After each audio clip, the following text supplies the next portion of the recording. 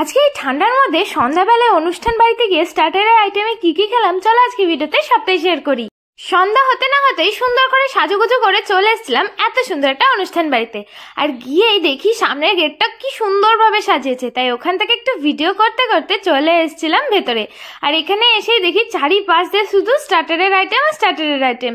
এইখান দিয়ে কিন্তু দারুণ সুন্দর করে সাজিয়েছিল। তো আমি তো আর লোভ সামলাতে না পেরে সবার ফার্স্টে চলে গেছিলাম এখানে কাবাব কাউন্টারে। তোমরাই বলো কাবাব কাউন্টার রয়েছে সেখানে আমি যাবো না, সেটা হতে পারে?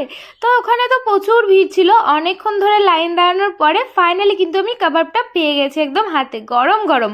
তো এক প্লেট আমি আমার বোনকে দিয়েছিলাম আর একটা প্লেট কিন্তু আমি নিয়ে নিয়েছিলাম, কারণ আমার মেজো বোন নিজে কাবাবটা নিতে ও প্রচন্ড লজ্জা পাচ্ছিল। তো ওখানে দাঁড়িয়ে খেতে পারছিলাম না, খুব ভিড় ছিল, তাই কিন্তু আমি বাইরে চলে এসেছিলাম। আর এই বাইরে দাঁড়িয়ে এখন ঠান্ডার মধ্যে গরম গরম কাবাব খাচ্ছি। আমার তো ভাবতেই কেমন লাগছিল, সেদিনকে না সত্যি কথা আমার একটুও ঠান্ডা লাগেনি। আর এখানে দু রকম কাবাব ছিল, একটা রেশমি কাবাব আর একটা এমনি তন্দুরি কাবাব। তো দেখো খেতে কিন্তু ভীষণ টেস্টি ছিল। আর আমি না পুরো গরম কাবাবটা মুখের মধ্যে দিয়ে দিয়েছিলাম, ফার্স্টে তো খেতেই পারছিলাম না, তো তারপর অনেক কষ্টে খেয়েছি। আর এই যে এটা হচ্ছে রেশমি কাবাব, আমার নামের সাথে একদম মিলে গেছে, তো খেতে বেশ ভালোই ছিল, একদম নরম নরম। তো তারপরে চলে এসেছিলাম আবার হাঁটতে হাঁটতে এখানে পকোড়া কাউন্টারে। তো এখান থেকে আমি ভেজ পকোড়া নিয়ে নিয়েছিলাম, আর ভেজ পকোড়ার সাথে ভেবেছিলাম কফি খাবো, বাট কফির ওখানে না প্রচুর লাইন ছিল, তো ভাবলাম চলো ভেজ পকোড়াটাই খেয়ে নিই, তারপরে গিয়ে কফিটা খাবো। আর এই ভেজ পকোড়া খেতে খেতে না হেব্বি সুন্দর গান চালিয়েছিল, আমার তো মনে হচ্ছিল এটা খেতে খেতে আমি নাচ শুরু করে দিই। পকোড়া খেতে খেতে দেখি বাপি দাঁড়িয়ে রয়েছে দই ফুচকা কাউন্টারের সামনে। এখানে তো প্রচুর ভিড় ছিল, লাইন দাঁড়িয়ে দাঁড়িয়ে নিতে হচ্ছিল, তো উনি তো 4টে করে বানাচ্ছিল এক একবারে, তাই আমরা কিন্তু ফাইনালি লাইন পেয়েছি বলে আমি হাতে ভয় দেখাচ্ছিলাম। আমার মজা লাগছিল যে অনেকক্ষণ ধরে অপেক্ষা করছিলাম কতক্ষণে দই ফুচকাটা খাবো।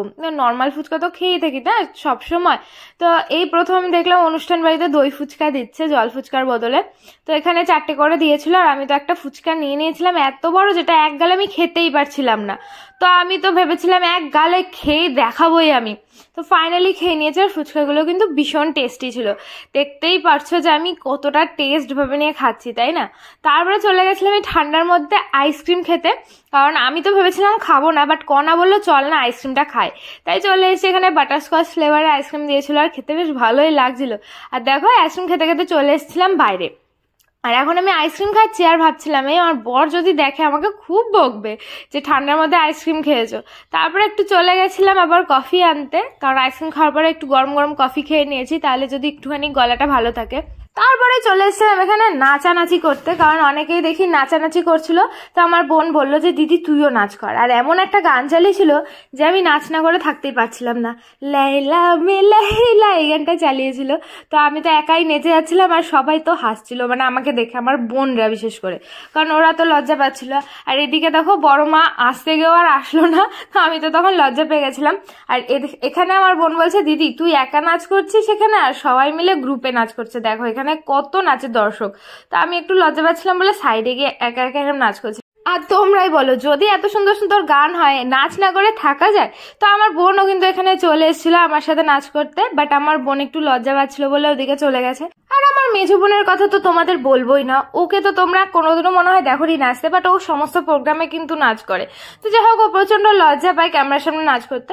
তারপরে আমি আর গনা আবার চলে গেছিলাম খাওয়া দাওয়ার পরে আইসক্রিম খেতে, আর আইসক্রিম খেতে খেতে কিন্তু আমরা নাচ করতে করতে বাড়ি চলে এসেছিলাম। তো আজকে ভিডিওটা তোমাদের কেমন লাগলো জানিও, ভালো লাগলে লাইক শেয়ার করো, আমার ফলো করো। তো আজকের জন্য